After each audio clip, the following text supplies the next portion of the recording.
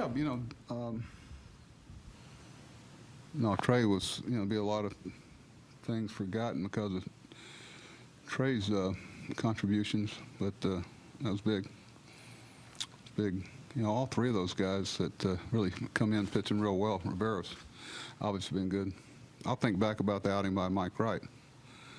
That kind of stemmed the tide some and got, I think there were 90 pitches in 2 innings by the 2 pitchers.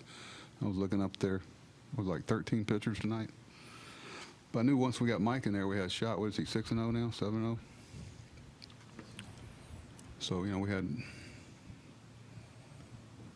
a couple, person unavailable tonight in pen, so we were kind of down to our last bullets there. But Trey obviously had a couple big blows.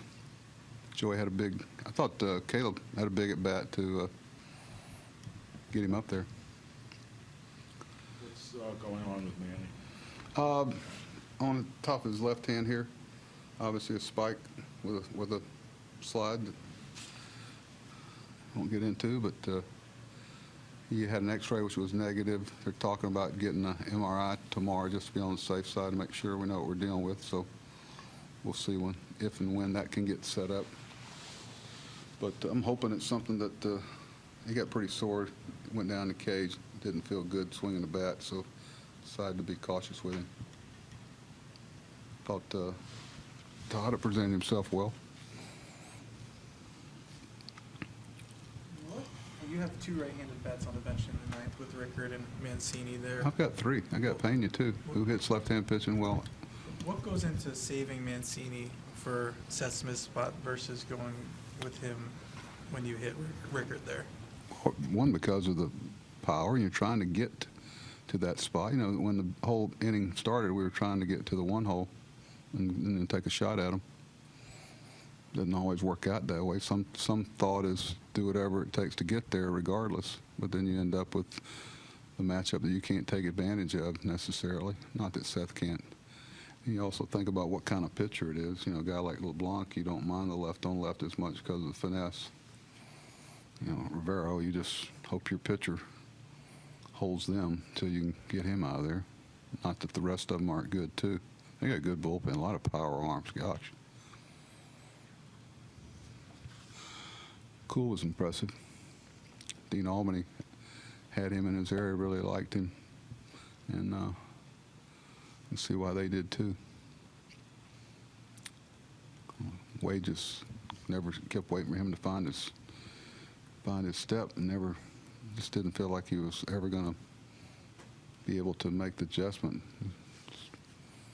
It's one of the things when a guy works that quickly and rapidly, when you get out of sync a little bit, it's tough to slow down.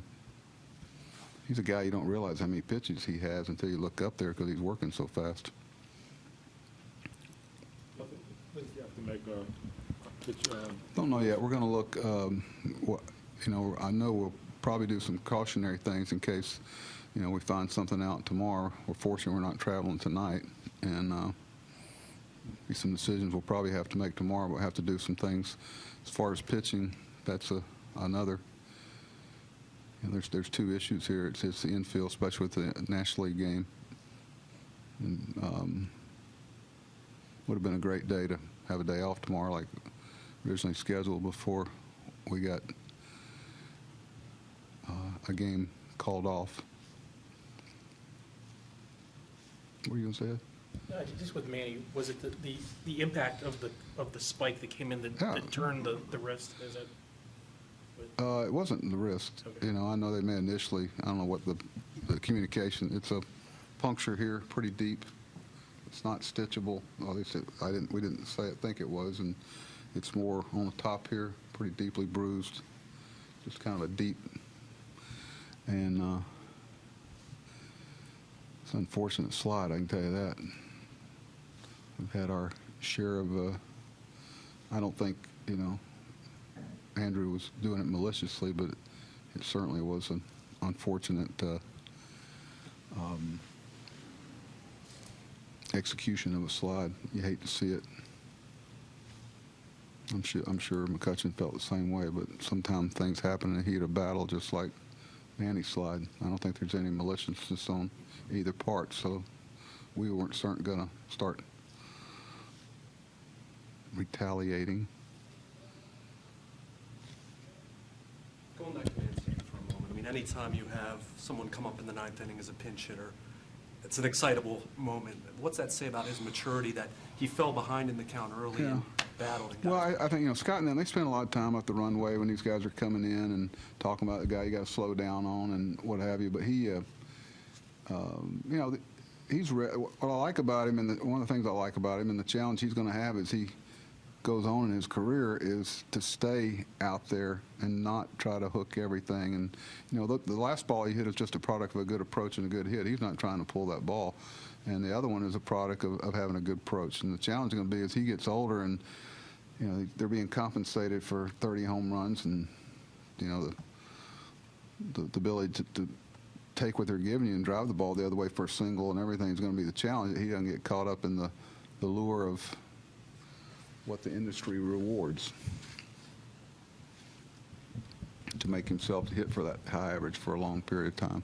So Buck, out of those two at-bats, which were you more impressed with? The first one where he battles through that at-bat? I don't think either one he was trying to do too much. The home runs are just product of a good approach and a good swing. He's not trying to.